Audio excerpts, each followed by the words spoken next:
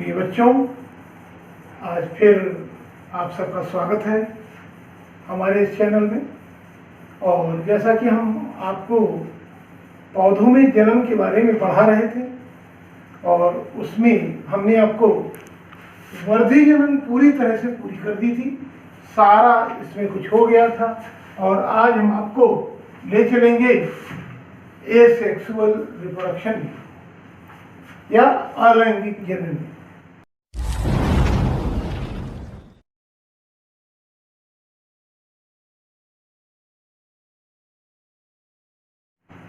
अलैंगिक जनन में हम कई विधियों का प्रयोग करते हैं। जैसे उसमें जो मुख्य विधियां आती हैं वो पहला by binary fission, by binary fission,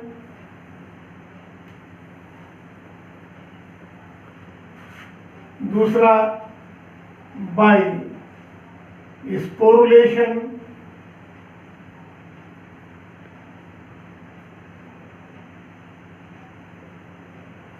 तीसरा दो by binary fission, by sporulation, by budding,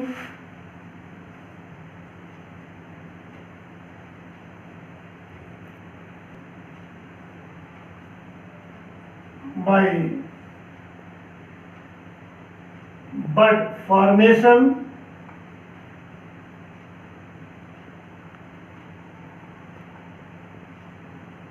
और एक मेथड इसमें और आएगी बाई फ्रैगमेंटेशन।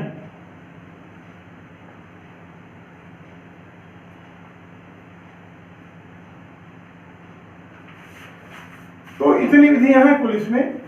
पहला कौन सा है? बाई बाइनरी फिजन, या हिंदी में इसको बोलते हैं द्विविभाजन। क्या बोलते हैं? द्विविभाजन।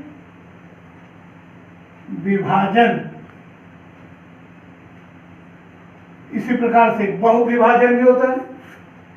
दूसरा बाई स्पोरुलेशन या बीजाणु जनन, बीजाणु जनन। तीसरा मुकुलन,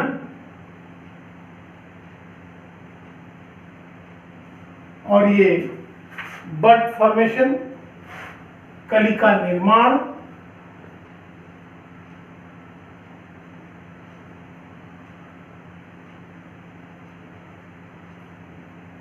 और बाय फ्रैगमेंटेशन का मतलब हुआ विखंडी जनन।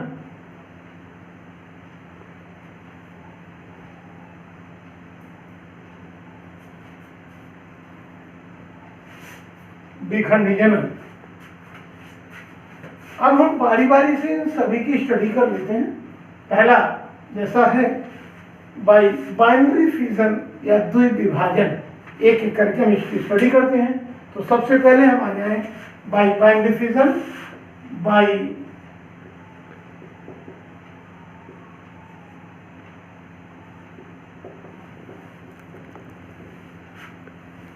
इसमें क्या होता है कि ये मुख्य रूप से जो एक कोशिकीय पौधे होते हैं, जैसे ईस्ट हो गया, यूग्लिना, इन सब पौधों में इसके द्वारा जनन होता है।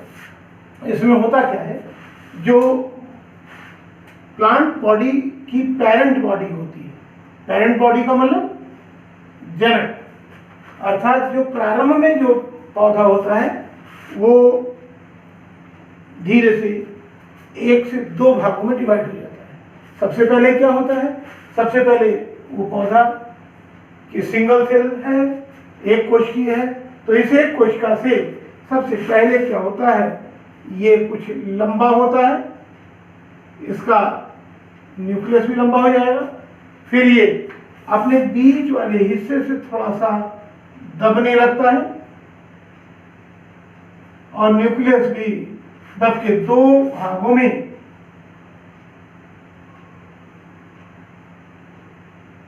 बढ़ने लगता है। और फिर अगले स्टेप में ये क्या हो जाता है, ये दोनों पार्ट अलग हो जाते हैं। ध्यान दीजिएगा, बाइनरी फिजन जैसा कि नाम है द्विविभाजन। द्विविभाजन में क्या होता है, सबसे पहले जो सिंगल सेल बॉडी होती है वो कुछ लंबी होती है, और लंबी होने के बाद में इसका न्यूक्लियस भी लंबा हो जाता है, स्वयं दो पार्ट में बंटने लगता है, और ये कंडीशन रहेगी, इसके बाद ये कंडीशन आएगी, इसके बाद ये कंडीशन आ जाएगी। अगर हम ये देखें, ये होगी पेरेंट बॉडी, ठीक, इलांगेटेड, लंबी हो गई, देखिए elongated,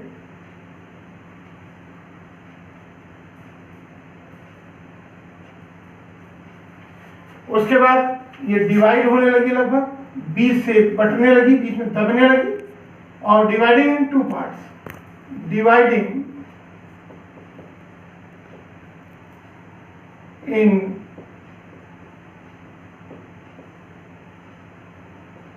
two parts,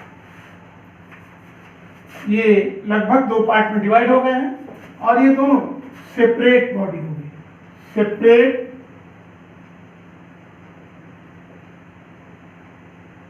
two part. मेरी बात समझ में आ गया? जैसा नाम है द्विविभाजन, अर्थात एक से दो भाग इसमें बढ़ जाते हैं। पेरेंट बॉडी, पेरेंट बॉडी पर लंबी होगी, इसका न्यूक्लियस भी लंबा होगा, न्यूक्लियस लंबा होने के बाद ये न्यूक्लियस बीच में दबने लगता है, दो पार्ट में बंटने लगता है, अर्थात कैरियोकाइनेसिस की क्रिया होती है, अर्थात केंद्रक दो भागों में बंट जाता है। इसके बाद केंद्रक विभाजन के बाद कोशाद्रव्य या साइटोप्लाज्म भी बंटने लगता है, और दो इक्वल पार्ट में बढ़ जाता है, और इस प्रकार जब ये दोनों डेवलप हो जाती हैं तो दोनों पार्ट अलग अलग हो जाते हैं, और इस प्रकार हम देखते हैं कि एक सिंगल सेल दो पार्ट में बढ़ जाती है। इसमें पेरेंट बॉडी मरती तो नहीं है, लेकिन अब उसका अपना इंडिविजुअल अस्तित्व समाप्त हो जाता है। अब दोनों ही नए बॉडी बनी है, ये दोनों ऑफस्प्रिंग्स, या इनको हम संतति कोशिका या संतति पादप के नाम से जानेंगे। ये विधि हमारी हो गई बाइनरी फिजन, क्लियर हो गया? इसमें कोई दिक्कत नहीं होनी चाहिए आपको। इसके बाद हम आपको ले आते हैं, इसको समझ में आ गया ना डायग्राम? अब हम आते हैं दूसरे पॉइंट। दूसरा पॉइंट हमारा क्या है? दूसरा पॉइंट जो है मेरा वो by sporulation. By sporulation, sporulation में क्या है? दूसरा है बाई स्पोरुलेशन।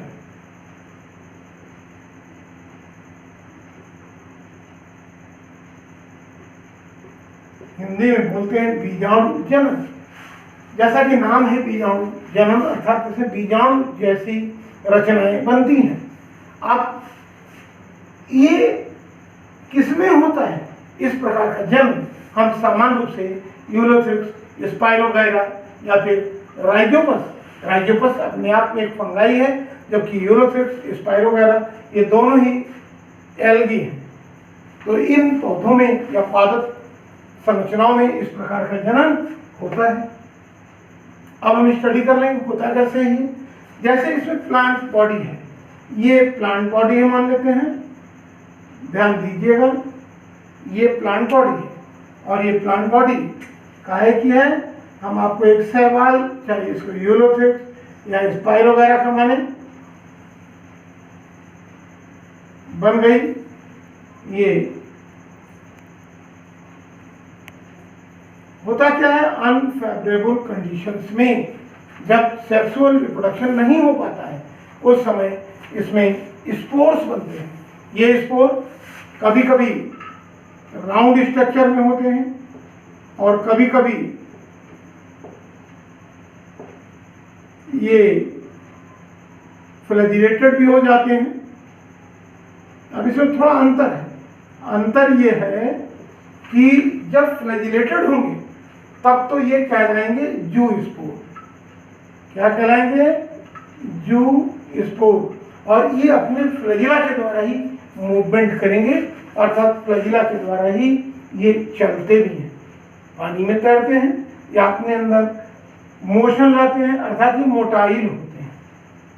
और जब इनमें कोई फ्लैजिला नहीं होती है तब ये नॉन मोटाइल होते हैं, और उस कंडीशन में हम इनको बोलते हैं एप्लेनोस्पोर। मेरी बात समझ में आ गई? अर्थात कहने का मतलब यह है, इस प्रकार का जन्म शैवालों अथवा कवकों में होता है, और शैवालों में मुख्य रूप से यूलोथ्रिक्स या स्पाइरोगायरा आदि में इस प्रकार का जन्म होता है। कवकों की बात करें हम तो कवकों में सामान्य रूप से राइजोपस में इसी प्रकार का जन्म देखा जाता है। ये एक सिंगल फिलामेंट मैंने बताया। इसके नीचे वाली सेल ये जो है ये सिंपल वेजिटेटिव सेल है, ये सामान्य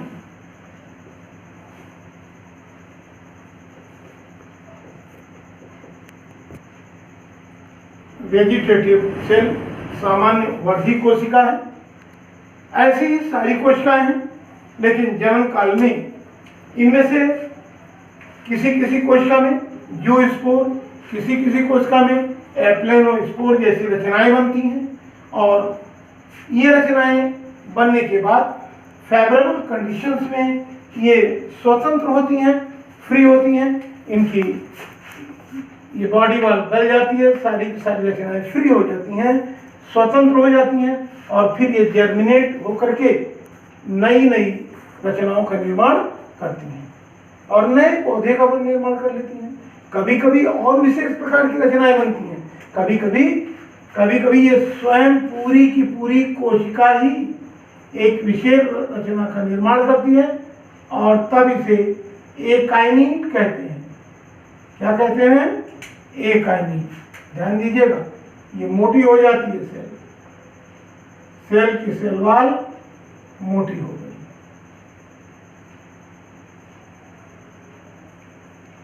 ये सेल वाल मोटी हो गई, अंदर का साइटोप्लाज्म सिकुड़ गया, और ये और डेंस हो जाएगा, और फिर पूरी की पूरी बॉडी एक विशेष कठोर आवरण से ढकी हुई रचना में बदल जाती है, और ऐसी रचना को हम एकाइनिट के नाम से जानते हैं। ठीक, कभी कभी इसी प्रकार की और विशेष रचनाएं बनती हैं, जिनमें एक विशेष प्रकार की रचनाएं, सिंगल सेल में विशेष प्रकार की रचनाएं बनती हैं, और ये विशेष प्रकार की रचनाएं हिप्नोस्पोर कहलाती हैं। क्या कहलाती हैं? हिप्नोस्पोर। ध्यान रखिएगा, हिप्नोस्पोर्स। ये सारी की सारी जितनी रचनाएं हैं सब स्पोर्स हैं, और अनफेवरेबल कंडीशंस में बनती हैं, और जब फेवरेबल कंडीशंस आती हैं तो इनकी वाल गल जाती है, और ये अकेली सिंगल स्ट्रक्चर्स एक जर्मिनेशन के द्वारा नई पादप संरचनाओं का निर्माण करती है।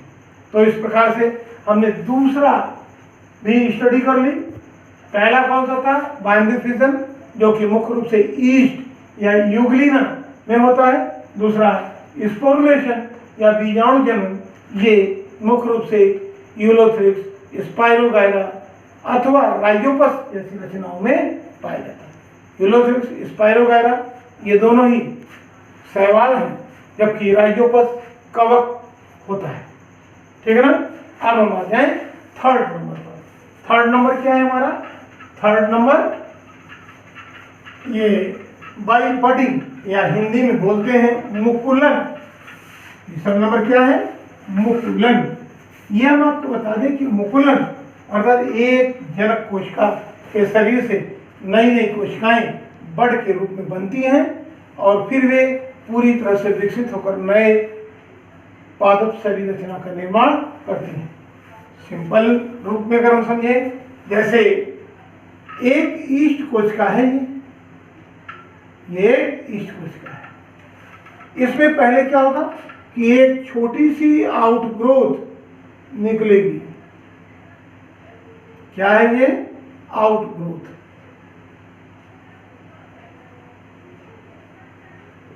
इस आउटग्रोथ को हम बड के नाम से भी जानते हैं। क्लियर? इसका सारा कुछ मैटर इसमें भी जाने का काम होगा। अब ये बड जैसी रचनाएं और डेवलप होगी,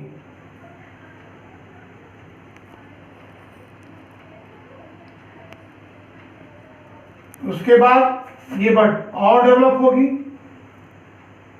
और जनक शरीर जैसी ही एक नई रचना इसमें भी बन जाएगी।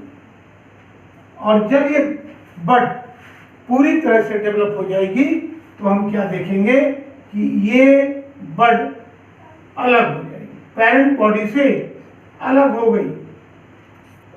ध्यान दें, ये सिंपल एक सेल मैंने बताया कि ईस्ट में होता है मुख्य रूप से। अगर ईस्ट की हम बात करें तो ईस्ट की सिंगल सेल है, एक कोशिका है। अब ये पेरेंट बॉडी है, पेरेंट बॉडी, इसमें एक छोटी सी बड निकली, आउटग्रोथ। इसके बाद कंडीशन ये आई, ये क्या है? डेवलपिंग बड।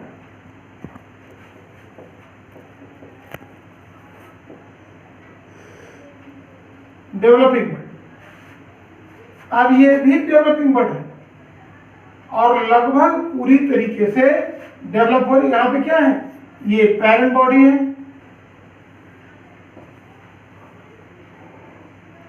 ये डॉटर सेल,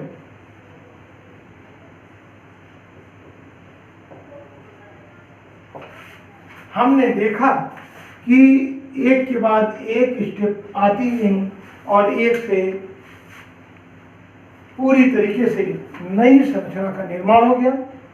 पेरेंट बॉडी और डॉटर सेल दोनों अलग अलग हो गई। बात मेरी समझ में आई? पहले क्या है? पेरेंट बॉडी, इसे छोटी सी उभार नुमा रचना आउटग्रोथ के रूप में निकली जो कि बड के नाम से जानी गई।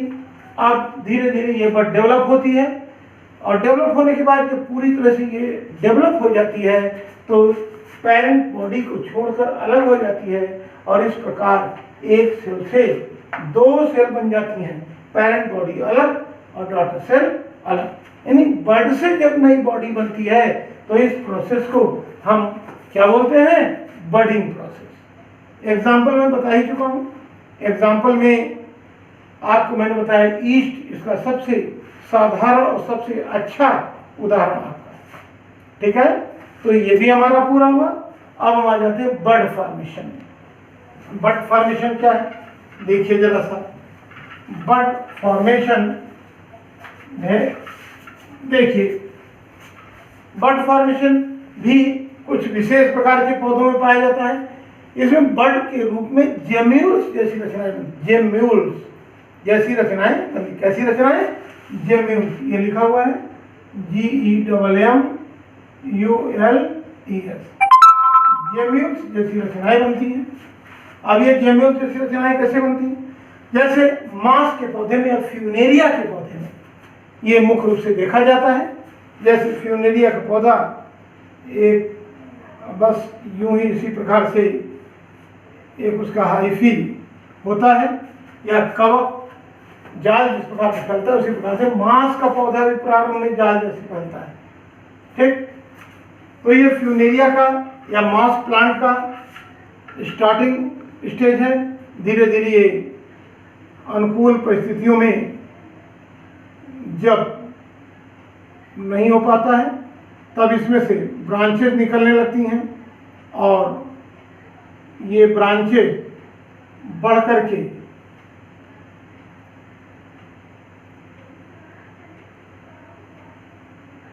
छोटी छोटी गोल रचनाओं का निर्माण करती हैं और ये छोटी छोटी गोल रचनाएं ही क्या कहलाती हैं? जेम्यूल्स। छोटी छोटी गोल रचनाएं जेम्यूल्स कहलाती हैं और ये जेम्यूल्स बनने के बाद ये पेरेंट बॉडी से टूट टूट कर नीचे गिरती हैं। ये इंडिविजुअल जेम्यूल्स हैं या सेपरेटेड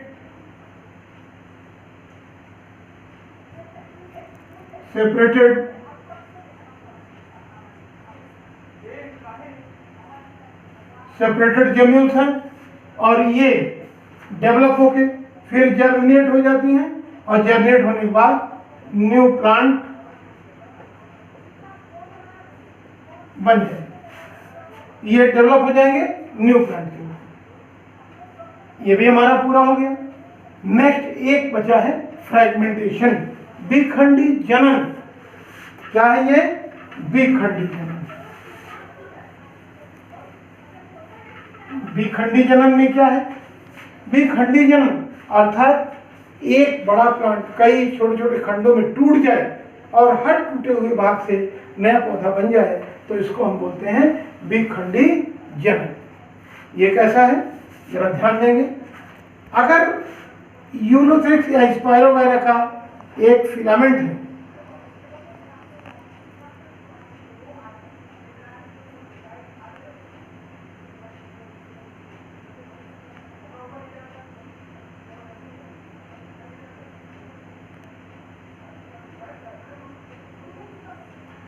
ये फिलामेंट है, हम स्पाइरोगायरा का फिलामेंट मान लेते हैं। इसके कैसे मालूम हो रहा है कि स्पाइरोगायरा में जो क्लोरोप्लास्ट होता है वो रिबन लाइक होता है, ये आप देख रहे होगा ऐसे ऐसे, ये स्पाइरोगायरा का फिलामेंट है।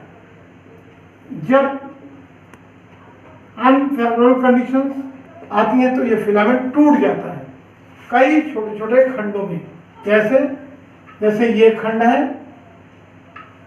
अलग हो गया,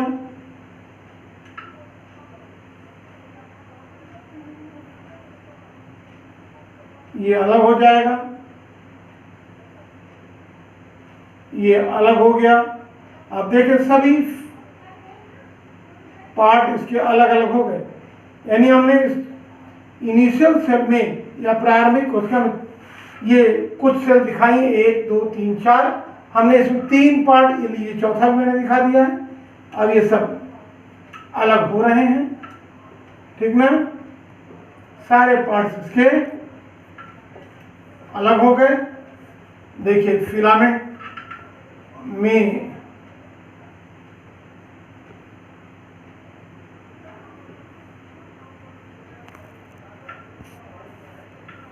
ठीक सारे पार्ट्स अलग हो गए। धीरे धीरे ये पूरी तरीके से अलग हो गए। ध्यान दीजिए, एक ये हो गया, अब इससे ये पार्ट सब अलग अलग डेवलप होंगे। देखिए 1 से 2 बनने का प्रयास हो गया अर्थात, और यहाँ भी देखिए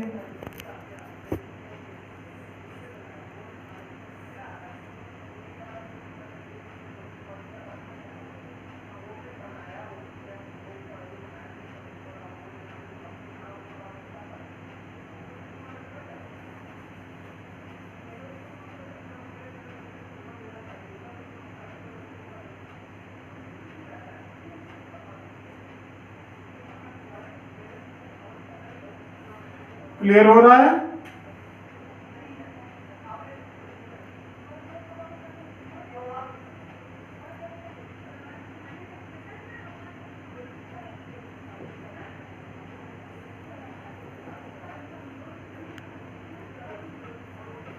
ये डेवलप हो रहा है और बाद में प्रत्येक भाग पूरी तरीके से विकसित हो जाते हैं।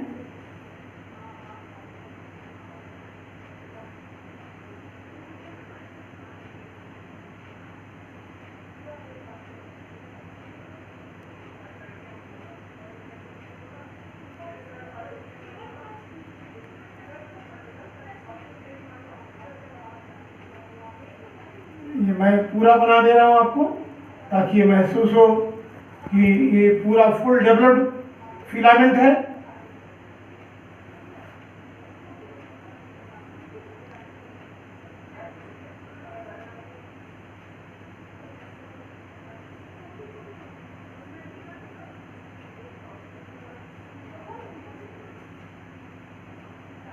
पूरा फिलामेंट 1 सेल से 2 सेल, 2 सेल से 4 सेल, और इस प्रकार से एक पूरी की पूरी फिलामेंटस बॉडी बन गई सिंगल सेल से। यानी नष्ट होने वाले जो पार्ट थे उनसे फिर से नई बॉडी बन गई आप ध्यान दीजिए।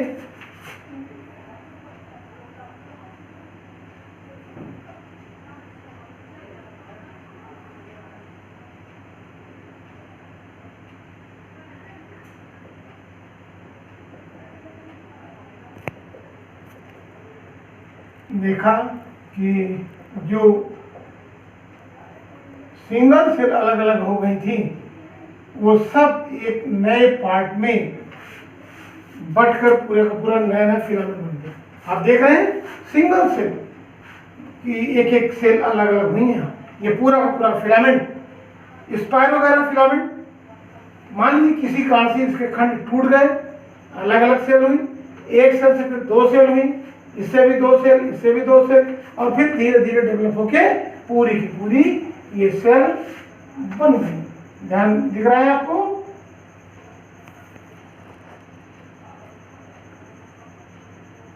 बन गई। और इस प्रकार से हम ये देखते हैं कि एक फिलामेंट के टूटने से नष्ट हो रहे फिलामेंट से नए नए फिलामेंट बन गए और पूरा का पूरा न्यू प्लांट तैयार हो गया। इस प्रकार हम देखते हैं इन 4 मेथड के द्वारा, 4 नहीं 5, बाई बाइनरी फिजन द्विविखंडन, by sporulation, by budding, by bud formation, by fragmentation, 4 विधियों द्वारा अलैंगिक जन्म की क्रिया होती है। इसके बेनिफिट्स वही है कि अलैंगिक जन्म के द्वारा जन्म करने पर हमें नए नए जो पौधे मिलते हैं उसमें कोई नई वैरायटी नहीं मिलती है। हाँ, ये जरूर है, बेनिफिट इसका ये है कि हम कम समय में ज़्यादा पौधे तैयार कर लेते हैं, ठीक, और बीजों पर निर्भर नहीं रहना पड़ता है। ये हमारा ये खत्म हुआ। अब लास्ट हमारा जो लेक्चर होगा वो सेक्सुअल रिप्रोडक्शन के बारे में होगा, जो कि हम आपको अगले टर्न पर बताएंगे। Thank you. Okay, bye.